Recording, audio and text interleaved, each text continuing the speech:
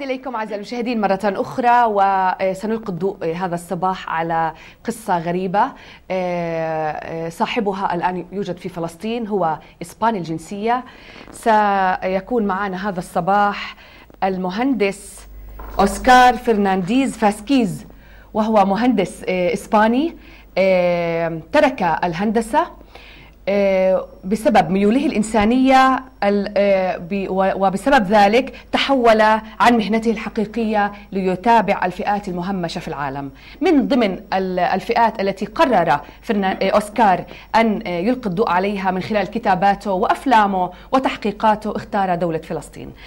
معنا الآن أوسكار. good morning. صباح الخير. صباح الخير أوسكار. صباح الخير نابلس، أنا مبسوط هنا. أهلا وسهلا فيك أوسكار. معنا طبعا بالاستوديو أعزائي المشاهدين رنا مناع، ستكون مترجمة لأوسكار لأنه أوسكار لا يتقن الحديث باللغة العربية. رنا مناع منسقة علاقات دولية في جمعية نابلس للتنمية والتطوير المجتمعي. صباح الخير يا رنا. الله يسعد صباحك وصباح كل المستمعين. صباح الخير يا أوسكار. أهلا وسهلا فيكم.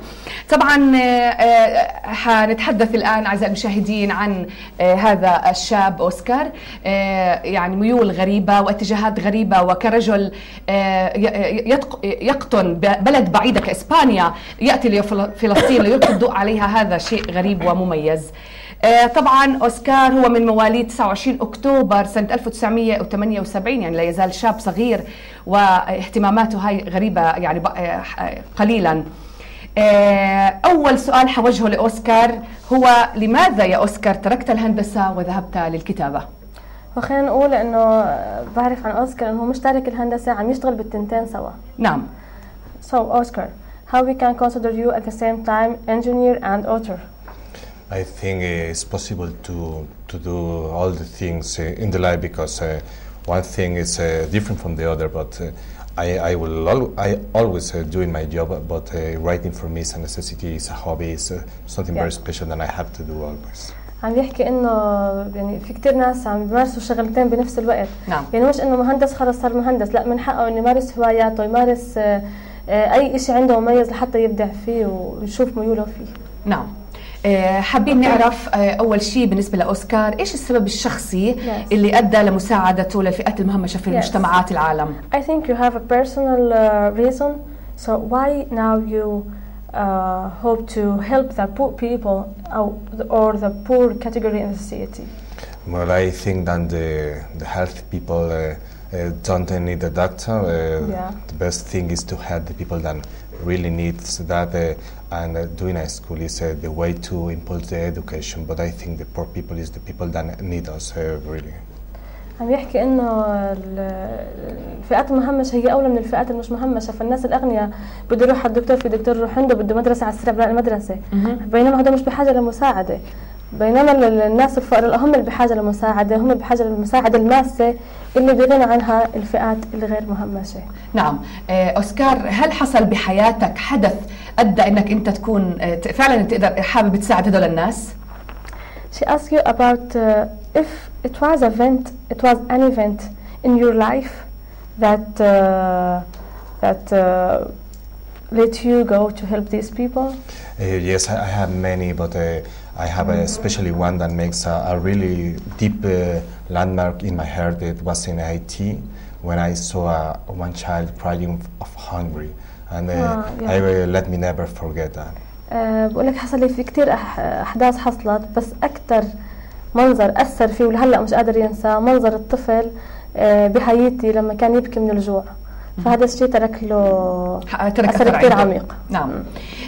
من ضمن الدول في العالم اللي فيها فئات مهمشه، ليش اختار فلسطين بالذات ليجي هون؟ Why you choose Palestine?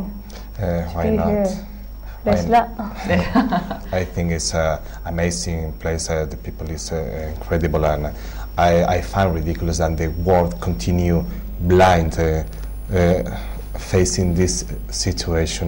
I think that the people have to see the situation and to see by their own eyes, and it's a very good place to do many things. يحكي انه اول شيء هو مكان مدهش ورائع، في ناس كمان رائعين، والاحلى من هيك انه يجي الواحد بنفسه يشوف الوضع بعيونه ويكتشف الحقيقه بعيونه، مش يضل يسمع من برا بما معناه يعني. فاجا حتى يشوف الحقيقه، يشوف الوضع بنفسه. ايش الصوره اللي اكثر شيء لازم ينقلها عن فلسطين لاسبانيا او لاي دوله في العالم؟ So now you are in Palestine. What the main message you want to send it to Spain? First of all, I want to say them that I like to be a witness of the things that are happening here. First of all, I say to them, don't believe me, please. Just look it with your own eyes. It's the most better to know the real truth.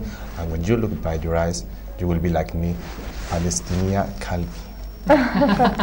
عم يحكي انه من غير ما يحكي رح يقول لهم ما تصدقوني شو رح احكي لكم، بس اطلعوا بعيونكم وشوفوا الفيديو، لما تشوفوا الاشي بعيونكم رح تصدقوني ورح تعرفوا هذا الاشي فيه منه، ورح ساعتها رح تصيروا مثلي ورح تقولوا انه فلسطين هي قلبي.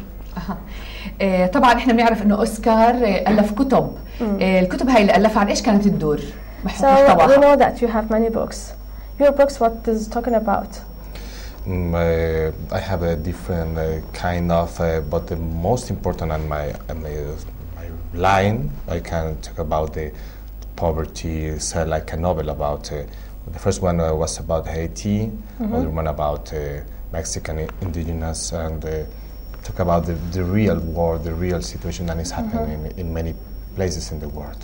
اوكي، بيحكي انه عنده كتب عدة مواضيع مختلفة، بس الأهم كان أول كتاب بيحكي عن هايتي، ثاني كتاب بيحكي عن المكسيك، عن فقراء المكسيك، ثالث وأغلب الكتب بدها تحكي عن الوضع السيء اللي بالعالم.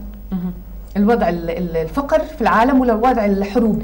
في انه كان حدثني انه كذا كتاب عم يحكي انه ليش العالم مشتت، انه من ناحيه فقر او من ناحيه حروب. نعم، يعني اذا هي كلها كانت تتحدث عن الانسانيه. عن الانسانيه، على الانسانيه. نعم. اوسكار زي ما احنا بنعرف بالسي في اللي له اللي طبعا طلعنا عليها، سافر برحل كثيره حول العالم، سماها رحل استكشاف حول العالم. هل كان السبب الحقيقي حب المغامره؟ Oscar, when we read your CV, we saw that you made it a trip. You call it Discover the World. So, what's the main reason to make this trip? Adventure? The adventure is always, the life is an adventure for everybody, but not exactly an adventure. The most important is to involve in all kind of situations and really know these people and really know what are you talking about, because it's very easy to talk about this situation, but if you don't live it, you cannot talk about it. For this reason is discovering by yourself. عم يحكي انه المغامرة كل واحد بيقدر يعتبر حياته هي مغامرة، يعني كل موقف احنا بنمر فيه هو عبارة عن مغامرة. المغامرة مش السبب الرئيسي، السبب الرئيسي لاستكشاف العالم انه يتغلغل في كل مجتمع ليعرف عنه اكثر. هذا هو. رائع. طبعا